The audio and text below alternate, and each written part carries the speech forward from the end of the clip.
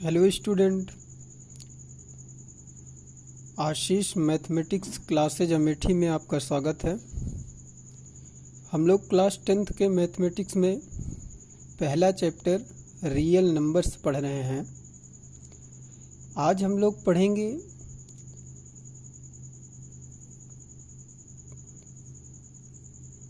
यहाँ देखते हैं क्वेश्चन पढ़ेंगे 0.6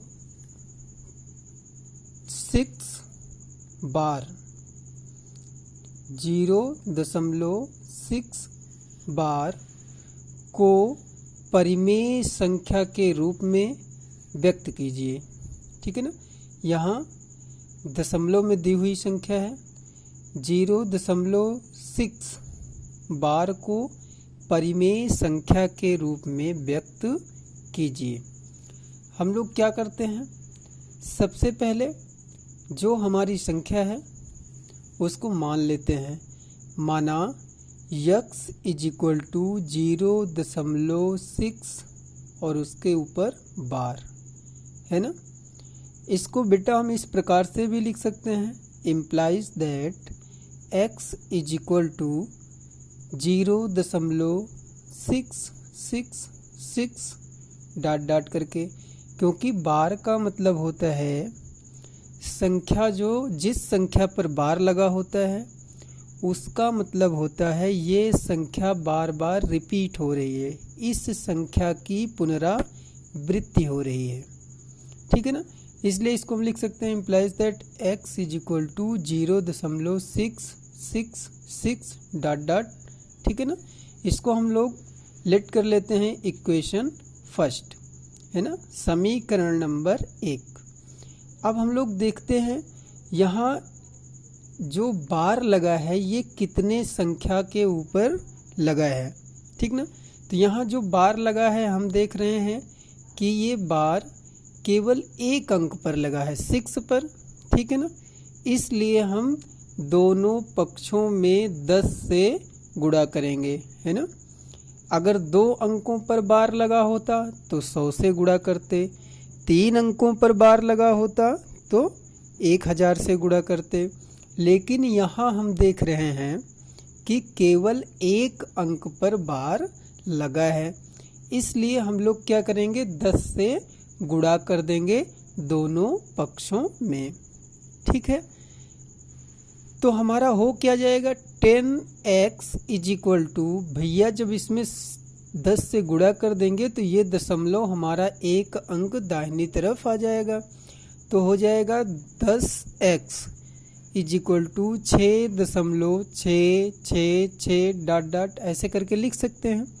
हम लोग लेट कर लेते हैं, मान लेते हैं this is the equation second, ये समीकरण नंबर 2 है। अब क्या करते हैं, समीकरण 2 में से 1 को घटाएंगे, समीकरण 2 - 1 से, तो क्या प्राप्त होगा, देखते हैं। 10x = 6.666 डॉट इसमें से सब्सट्रैक्ट कर देंगे क्या, x = 0.666 है ना। ये 6 में से 6 निकालेंगे, सब घट जाएगा। यहाँ 6 में से 0 निकालेंगे तो कितना बचेगा, 6। 10x में से x निकाल देंगे तो कितना बचेगा, 9x। ठीक है ना, अब इसको पक्षांतरित कर देंगे तो x = हो जाएगा 6/9। इसको डिवाइड कर देंगे, x = 2/3। ठीक है ना, और x हमने लेट क्या किया था, x हमारा था 0.6 बार, है ना। तो देखो ये दशमलव में जो संख्या थी 0.6 बार, वो हमारी परिमेय संख्या के रूप में आ गई, है ना, परिमेय संख्या के रूप में आ गई। यही कह रहा था क्वेश्चन में कि 0.6 बार को परिमेय संख्या के रूप में व्यक्त कीजिए। तो हम लोग व्यक्त किए और हम लोगों ने देखा कि 0.6 बार = 2/3। ये हमारे पहले क्वेश्चन का आंसर है ना, पहले क्वेश्चन का आंसर है। ठीक। ठीक है। आइए बच्चों, अब हम लोग देखते हैं question number second. Question number second में क्या कह रहा है, 1.046 को परिमेय संख्या के रूप में व्यक्त कीजिए। यहाँ हम लोग देख रहे हैं कि 3 अंकों की पुनरावृत्ति हो रही है। इसके पहले वाले क्वेश्चन में 1 अंक की पुनरावृत्ति हो रही थी, तो हम लोगों ने किससे गुणा किया था, 10 से। 2 अंकों की पुनरावृत्ति होगी तो 100 से, 3 अंकों की पुनरावृत्ति होगी तो 1000 से गुणा कर देंगे हम लोग। बेटा हम लोग फिर से इसको ऐसे ही मानेंगे, माना x = 1.046 बार, तो इसको लिख सकते हैं हम लोग x = 1.046 फिर 046, क्योंकि इसी संख्या की पुनरावृत्ति हो रही है, इन्हीं 3 अंकों की पुनरावृत्ति हो रही है ना, डॉट डॉट करके समीकरण नंबर 1। तो इस बार हम लोग क्या करेंगे, दोनों पक्षों में 1000 से गुणा करने पर, दोनों पक्षों में हम लोग 1000 से गुणा कर देंगे तो क्या हो जाएगा, 1000x = कितना हो जाएगा, 3 अंक के बाद हमारा दशमलव लग जाएगा, मतलब 0.3 अंक दाहिनी तरफ चला जाएगा, तो हो जाएगा कितना, 100x = 1046.046 और 046 ऐसे ही डॉट डॉट करके हम लिखते रहेंगे। इसको हम लोग मान लेते हैं इक्वेशन सेकंड। अब फिर से वही प्रक्रिया करते हैं हम लोग, समीकरण 2 - 1 से, है ना, समीकरण 2 - 1 से। अब देखो 1000 में से 1000x में से x घटा देंगे तो कितना बचेगा, 999x, ठीक है ना। 1000, ये देखो ये पूरा से पूरा यहाँ से घट जाएगा दशमलव का बाद वाले अंक। अब 1046 में से 1 घटा देंगे तो 1045। अब बेटा इसको ट्रांसफ़र कर देते हैं, तो x = 1045/999, ठीक है। देखो x ये हमारी परिमेय संख्या के रूप में हो गई ना, p/q के रूप में हो गया ये, ठीक है ना। तो x हमने क्या माना था, 1.046 बार, है ना। तो 1.046 बार इन 3 अंकों के ऊपर = 1045/999 परिमेय संख्या के रूप में व्यक्त हो गई। यही हमारा आंसर हो गया। अगला क्वेश्चन देखते हैं बेटा, कह रहा है एक परिमेय संख्या अपने आवर्त दशमलव के रूप में, अपने आवर्त दशमलव में 327.7, ठीक है ना, यहाँ थोड़ा सा गलत लिख उठा है, 327.7, उसके बाद 081 बार, इन 3 अंक पर बार है, 081 पर है। आप Q के अभाज्य गुणनखंडों के लिए,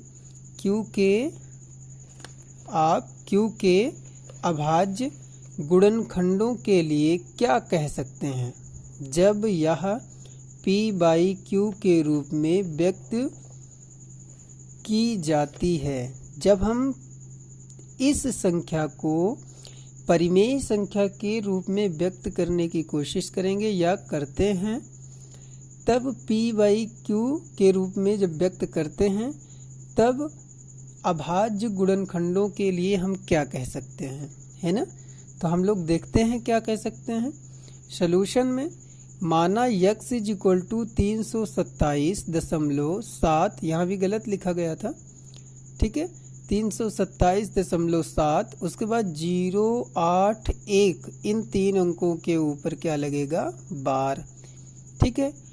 अब यहाँ सबसे बड़ी बात, इसको हम किस प्रकार से लिख सकते हैं, x = 327.7 081 है ना, यहाँ गलत लिखा है बेटा, सॉरी, 081 इस प्रकार से लिख सकते हैं ना, क्योंकि 081 3 ही अंकों पर हमारा बार है। तो x = 327.7 081 081 ऐसे करके लिख सकते हैं, ठीक। लेकिन हम लोग कोशिश करते हैं, हम लोगों का प्रयास होता है कि दशमलव के तुरंत बाद हमारी बार वाली संख्या रहे, दशमलव के तुरंत बाद हमारी बार वाली संख्या रहे, ठीक है ना। इसलिए यहाँ देखो दशमलव के तुरंत बाद हमारा 7 है, जबकि 7 पर हमारी पुनरावृत्ति नहीं हो रही है 7 की। तो हम लोग क्या करेंगे, हम लोगों को चाहिए कि दशमलव के जस्ट बाद पुनरावृत्ति वाले ही अंक आवें। तो इसके लिए हम लोग करते क्या हैं, सबसे पहले 10 से गुणा कर देते हैं। 10 से गुणा कर देंगे तो दशमलव एक अंक दाहिनी तरफ चला जाएगा। तो 10x = 3277.081 ठीक है ना। इस डॉट डॉट इसको हम लोग समीकरण नंबर 1 मान लेते हैं, ठीक है। 10x = 3277.081 इसको 1 माने हैं। अब देख रहे हैं हम यहाँ 3 अंकों की पुनरावृत्ति हो रही है, तो 1000 से फिर से गुणा कर देंगे, है ना, जैसे पिछले वाले क्वेश्चन में किए थे। दोनों पक्षों में 1000 से गुणा करने पर, ठीक, तो क्या हो जाएगा, यहाँ पहले ही 10 था तो इसलिए 1000 से गुणा कर देंगे तो 10,000 x = 3277 जो था, अब ये किस रूप में बदल जाएगा, 3277.081 डॉट डॉट करके हो जाएगा। इसको मान लेंगे समीकरण नंबर 2। अब फिर से पुनः वही करते हैं बेटा जो दोनों क्वेश्चन में किए। समीकरण 2 में से एक को घटाते हैं, तो यहाँ 10,000 है ना, उसमें से 10 घट जाएगा तो कितना हो जाएगा, 9,990, ठीक ना। इसी प्रकार से इसको घटाएंगे दाहिने पक्ष को, तो ये पूरा क्या हो जाएंगे, 0 हो जाएंगे यहाँ से घट के, ठीक। अब उसके बाद यहाँ 1 में से 7 निकालेंगे, फिर 8 सब्सट्रैक्ट करेंगे, घटा देंगे तो आएगा कितना हमारा 990x 9,990x = 32,73,801 इतना हमारा आएगा, 32,73,801, ठीक। अब यहाँ से हम लोग क्या करते हैं, x का मान निकालते हैं, इसको ट्रांसफ़र कर देंगे, 9,990 को ट्रांसफ़र कर देंगे तो x = कितना आ जाएगा, 32,73,804 बटे 9,990, ठीक। इसको सब्सट्रैक्ट कर लेंगे, सॉरी इसको हम लोग डिवाइड कर देंगे तो आएगा कितना, 60/62 बटे 185, है ना। इसको हम लोग क्या देख रहे हैं, P/Q के रूप में है, जो P/Q के रूप में है। तो अब हमारा Q जो है वो कितना है, Q = 185। इसका हम अभाज्य गुणनखंड करेंगे तो आएगा 5 × 37, है ना, 5 × 37, जिसे 2m 5m के रूप में नहीं लिखा जा सकता, है ना, 2m, क्योंकि यहाँ 2 हमारा है ही नहीं अभाज्य गुणनखंड में, 5 ही है, तो क्या हम इसे 2m और 5n के रूप में नहीं लिख सकते हैं। तो इससे क्या निष्कर्ष निकलता है Q के लिए, है ना, Q के लिए क्या निष्कर्ष निकलता है, इसलिए यह अशांत और आवर्त दशमलव है। कैसा है, अशांत है और आवर्त दशमलव है, ठीक है ना, क्योंकि इसे हम P/Q के रूप में तो लिख पा रहे हैं, लेकिन 2 पावर m और 5 पावर n के रूप में नहीं लिख पा रहे हैं। इसलिए यह अशांत दशमलव तो है, लेकिन कैसा दशमलव है? आवर्त दशमलव है। ठीक है बच्चों, बहुत बहुत धन्यवाद बच्चों।